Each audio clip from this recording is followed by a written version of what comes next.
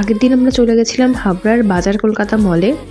আগে থেকেই বলে দিই, এখান থেকেও আমরা কিচ্ছু কিনিনি, জাস্ট গেছি, ঘুরেছি, ফিরেছি, জামা কাপড় দেখেছি, ট্রায়াল দিয়েছি, এমন ভাব দেখিয়েছি আমরা প্রচুর জামা কাপড় কিনবো, আমাদের কাছে প্রচুর টাকা, আমরা ভীষণই বড় লোক, কিন্তু কিছুই কিনিনি।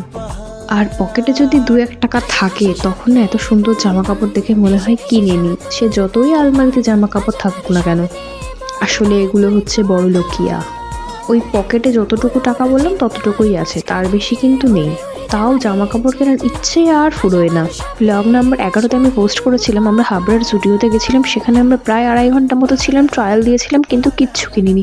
জামা কাপড় দেখলে না খুব কিনতে ইচ্ছে করে, কিন্তু কি করব বলো। শুধুমাত্র কিছু কেনা যাবে না এই চ্যালেঞ্জটার জন্যই, না হলে এটাকে আমি সত্যি কিনে নিয়ে আসতাম। আমার এটা সত্যি খুব ভালো লেগেছে, বাট সামনে শীতকালও আসছে, এখন এটা কিনে কি করবো। দেখতে পাচ্ছ আমার পায়ে কতটা নোংরা লেগে আছে। কিছু করার নাই, আমি একটু খেলতে ভালোবাসি তো, তাই বিকেলে খেলে ঠেলে ডাইরেক্ট ওখান থেকে আমি চলে আসি এখানে। আগের দিন যেমন আমি ওকে উমেন্স কর্নারে বেশিক্ষণ থাকতে দিইনি, আজকে ও আমাকে মেন্স কর্নারে বেশিক্ষণ থাকতে দিল না। Maybe that's call perfect revenge.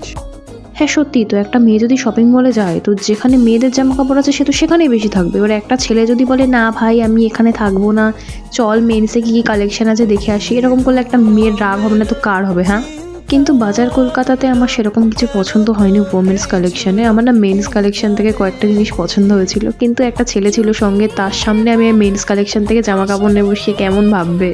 যেহেতু এই চ্যালেঞ্জটা কিছু না কেনার ছিল, সেই জন্য ঘুরে টুরে প্রায় 2.5 ঘন্টা মতো আমরা ট্রায়াল দিয়ে বাইরে বেরিয়ে আসলাম। আর লোকজনগুলো কেমন আমাদের দিকে বড় বড় চোখ করে তাকাচ্ছিল, মানে এতক্ষণ আমরা মলের ভেতরে ছিলাম।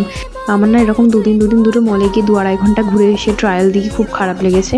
এরপর দিন আমি গিয়ে কিছু না কিছু একটা নিশ্চয়ই কিনে নিয়ে আসবো, এরকম আর হবে না, মনকে কষ্ট দেওয়ার হবে না।